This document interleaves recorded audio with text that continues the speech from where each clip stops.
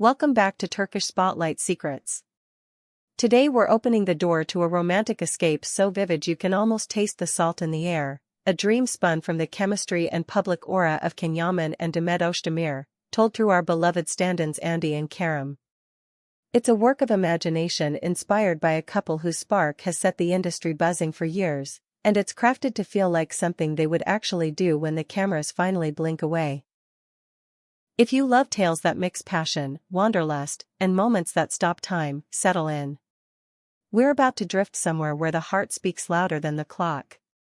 Picture a destination that carries ancient whispers in its stones and paints its cliffs in blinding white. Think of an island nobody brags about because the locals guard it like a secret, where volcanic sand bruises the shore in deep black and the sea is a turquoise mirror. It's the kind of place where Andy, channeled with the warmth and grounded grace we all associate with Demet Özdemir, finds quiet in the wind, and where Kerem, crackling with that protective, daring streak that reminds us of Yaman, remembers how to breathe. It's the island where they step away from the flash and the noise, ready to be just two souls again. Our story begins with a surprise. Kerem, ever the hopeless romantic, has sent Andy a text with nothing but a plain time and a cryptic heart. She thinks it's a low-key weekend. He, in truth, has threaded together a ritual of moments meant to break through the numbness that fame can bring. Off the flight, there's no hotel shuttle in sight. Instead, a vintage coupe idles by the curb, cherry red, sunbaked, a character of its own. The driver greets them with an enigmatic smile, and soon they're flying along the rim of the island, the Ebro Sea unfurling like a silk ribbon under the cliffs. Anne's hair lifts in the wind. Kerem can't stop stealing glances at her reflection in the window, as though committing her to memory. The farther they drive, the wilder it gets. The road clings to the stone like a rumor. A spray of bougainvillea flares against whitewashed walls. They finally reach a villa carved into the rock itself, with an infinity pool that spills into the blue beyond and a terrace that swallows the horizon. The silence there is the good kind, the kind that makes room for a heartbeat. Andy walks through every space, touching the cool stone and smiling in that way that says she sees what he's done, even before he can speak. Night drops soft and star-stunned. On the terrace, not a bustling restaurant but a table for two waits under strings of dim lights.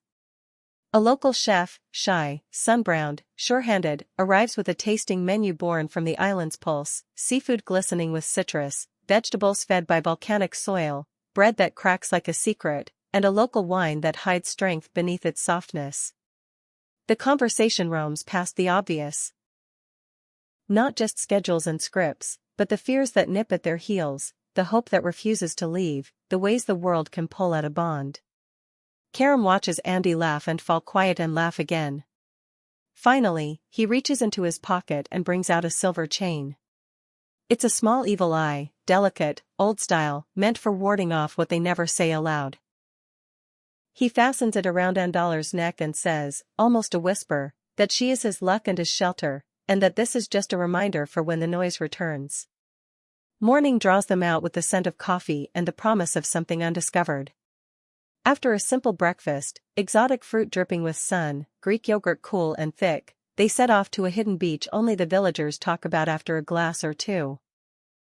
The path is rough, a goat trail slashed into the hillside, but the cove at the end is a secret vowel of a place. Volcanic sand, deep as ink. Water so blue it looks like a mistake.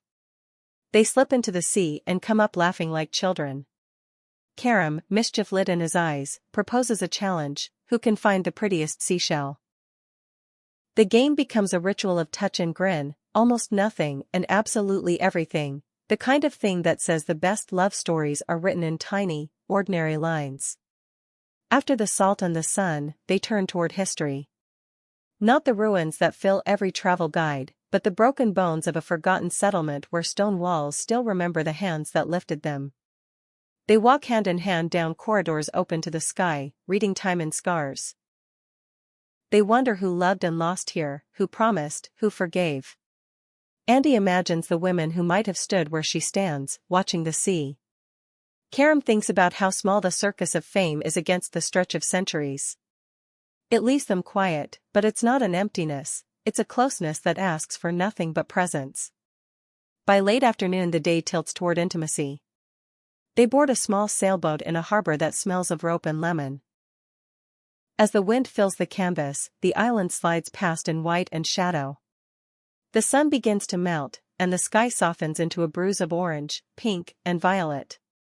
They clink flutes of champagne, bubbles stumbling over the rim. Karam breaks the hush first. He says this escape is his way of pausing the real, of showing her in actions what words can't always carry. He admits that sometimes he's all edges and speed, that he forgets the simple act of standing still with her. Anne's eyes shine. She tells him that this place is a marvel, but it's just a stage. The wonder is him, the way he tries, the way he lets her see the fight under the bravado. He pulls her close when the wind turns cool, and the sail creaks like an old song. The third morning belongs to the island's everyday heart. They rise early and slip into a market where color does all the talking. Olives glossed in oil, cheeses fluffed with age, honey sunshine thick. The vendors speak with their hands as much as their voices, and Anne's face lights at every stall, tasting, teasing, negotiating, laughing so freely even strangers soften. They buy what they can carry, as if ingredients could tuck the island into their suitcases. By midday they're in a kitchen that feels older than its paint, aprons tied, listening to a local grandmother who measures with her palm and memory. She shows them how to coax flavor from simplicity. They chop and stir and spill and kiss the air above dishes they've created together, surprised and delighted at how well they move in the same rhythm. For their last afternoon, they choose to be alone with the sky. There's a cove you can't reach by any easy way, just a path that tests your ankles and your patience. They make the climb, and when they arrive, the world feels paused. They sit side by side on warm sand as the sun lowers itself into the line where the sea becomes a secret. They don't rush. They let the sound of waves do the talking for a while. Then Karam speaks, voice low, saying that every day with her is adventure enough, that this chapter is an extra page he'll keep tucked in his pocket. He tells her he's learned that love isn't grand gestures alone, it's also the willingness to witness, to show up, to remember the small joys when the lights go cold. Anne's eyes flood, but she smiles through the tears. She calls him her harbor in storms, her spark in the dull parts, her home when the world gets too big. There's no audience here, no script, just the clean truth of choosing each other. They don't claim the island as theirs, instead, they let it claim them for a while. When the time comes to leave, they take more than photos, there's a quiet pact between them, a promise to bring this slowness back into their on-the-move lives.